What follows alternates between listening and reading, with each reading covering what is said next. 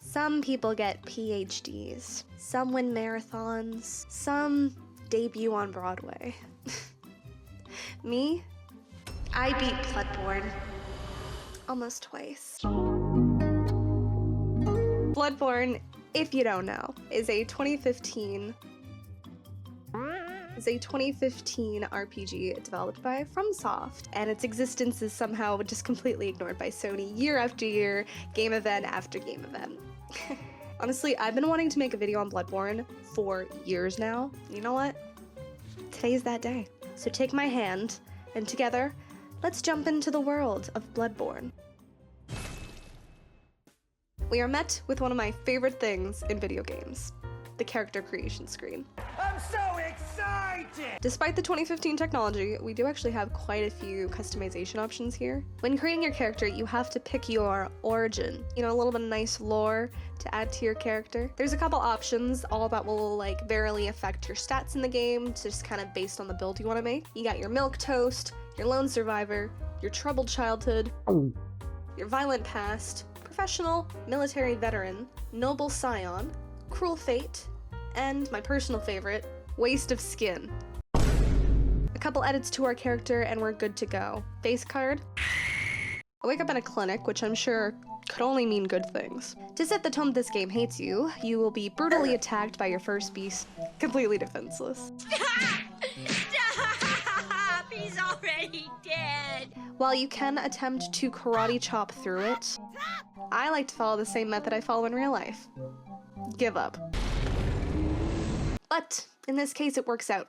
I'm then brought to this cool-looking place known as the Hunter's Dream. Here I met the OG hunter named Gehrman, and these little guys. Aww. They will give you option of a gun and a right-handed melee weapon.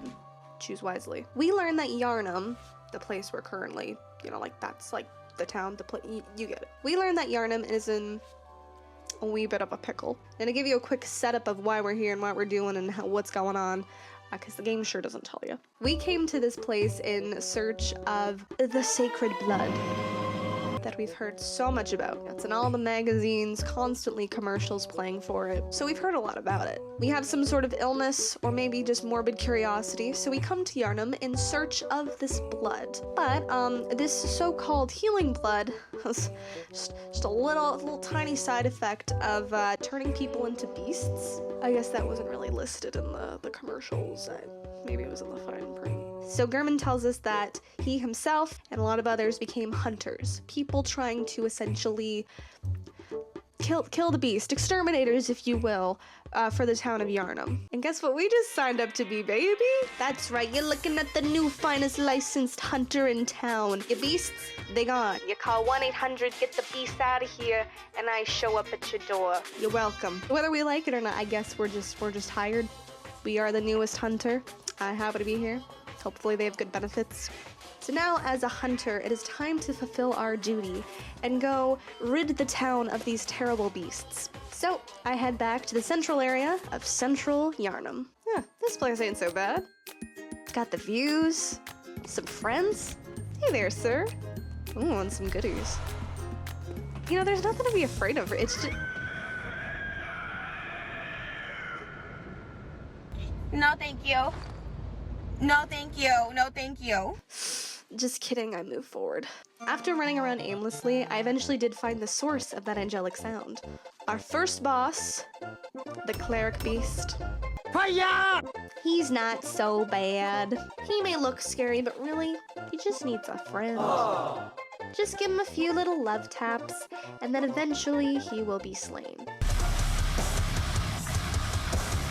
Now, if you notice here, we get this cool, nifty little thing called Insight, which I'm sure there's a lot of, like, in-depth lore about what that means, but to sum it up, it basically means I'm getting progressively more insane. So that's fun. But now, we get to talk to the doll. What doll? This doll. She eventually helps me level. She's our leveler, our level-upper. Our lover? Eventually, as I toured around Yharnam, I eventually came across this little girl in a window. She tells us that her father hasn't come home and her mother went out looking for him. She says we will know it is her by the brooch she wears. I am the biggest hearted hunter this part of Yarnum has ever seen. And I declare, nay, I vow, it is my duty to find your mother and your father and reunite your family. Oh, hey, it's her dad. Father, Gascoigne. Oh. Oh. Oh. Daddy never came back from the hunt. I'm all alone and scared. I'm gonna call that self-defense. Okay, well, we can still find her mom. The bad news is we've left this little girl an orphan. But the good news is we got a key to Odin Temple, where we meet this guy. From here, I found another door marked, do not enter. So naturally, we go through. Didn't you see the warning? Turn back at once. No, I don't think I will. I mean, what's the worst you can do? Dude, please, please. Bloodborne is all about making friends, okay? Even though this man was trying to kill me, I'm gonna give him the benefit of the doubt. I'll rise above it, for I know that's how you'd want me to respond. Come now, sir, let us bury the hatchet and oh. Can't say it and try. We'll continue down this area and find a chapel where we will meet the blood-starved beast. Can I take that dog? Just dodge to the left and swing, and then that's basically it. You're done. Then I headed back to the cathedral, but instead of continuing on, I'm gonna take a quick stop at Hemwick, since I hear it's lovely this time of year. There's a place I know in Yarnum, where the townspeople heard. so the story goes. It's amazing shows and friendship grow. Everyone loves Hemwick. After my lovely trip to Hemwick, I went back to the cathedral ward to continue onwards. This then leads us to our next boss, Vicar Amelia, who, in my opinion, has one of the most metal cutscenes of all time. I mean, like, damn. Honestly, she may look intimidating, but so long as you put a stop to her nonsense when she's trying to heal, it won't be an issue for you. Our victory then triggers a cutscene, telling us to Fear the old blood. Okay, whatever that means. Turns out it's a password for us to enter the Forbidden Woods. Navigating this section was my worst nightmare. Everything looks the same. Where am I? I don't know. Why is there an alien here? What's going on? Eventually, I did make it to the end, where I came across what are basically the 3 ghosts of Christmas Future, except they kick your ass. I mean, while I say that, maybe that was in the book. I never read it. I was more of a Muppets adaptation fan myself, but these are the Shadows of Yarnum. They may seem intimidating, because they are.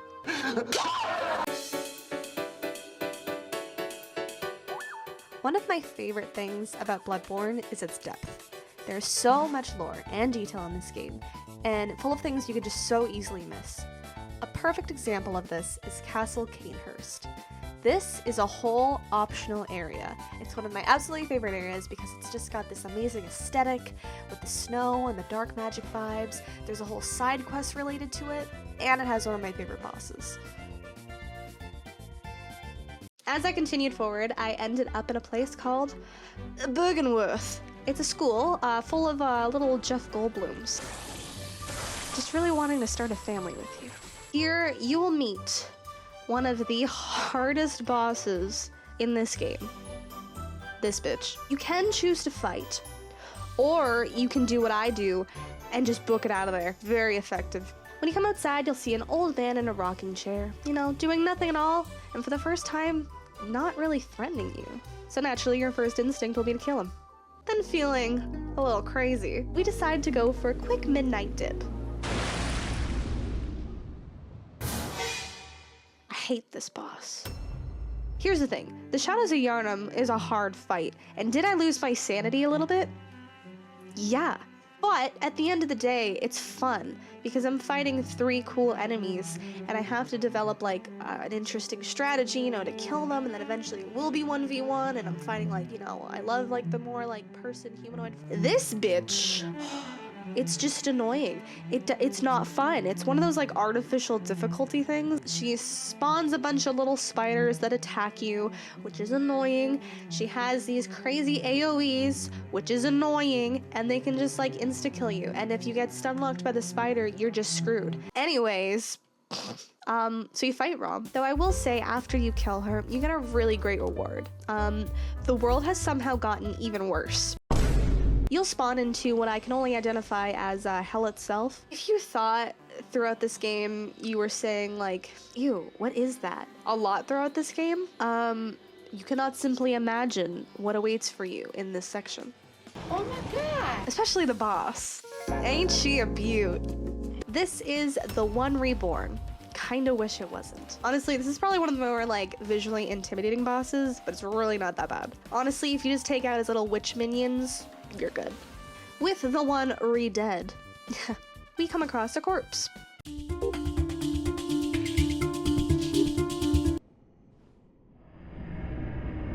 That transports us to Hogwarts? Once I make my move, the Queen will take me. Which houses what I'll say is the second most annoying boss in this game, Mr. Mikolash. Man just runs away from you. The amount of running to catch this guy, it takes so long. I'm about to beat this bitch up. Not to mention that when you do finally get him into a room, he can just one-shot you with his magical little tentacle move. That's fun. Once he's dead and you do a little happy dance over his corpse, it's time to fight the final, kind of, boss. At the top of the area, a boss called Murgo's Wet Nurse awaits. This boss is just dope. That's mainly what I can say for her. She's not super hard, but damn, she's cool. Once you finish her off and you head back to the Hunter's Dream, you'll notice the place is now in flames. The doll tells you that Gurman is waiting for you in the graveyard. So after all the fighting and all the work we've put in and all the levels we now have, we come up to Gurman and he says he wants to kill us. Thanks, bud. So we have three options here. We can say yes and end the game. I can refuse to die, but then he'll get mad at me and it'll result in a Hunter x Hunter fight, not to be confused with the anime. But if I do fight him and I do win, it'll then spawn this scary goobly monster guy from the sky who will either kill me or I will kill and become the new god of the overworld. But that's Bloodborne, and that was my journey. I love you, bitch. I ain't gonna never stop loving you.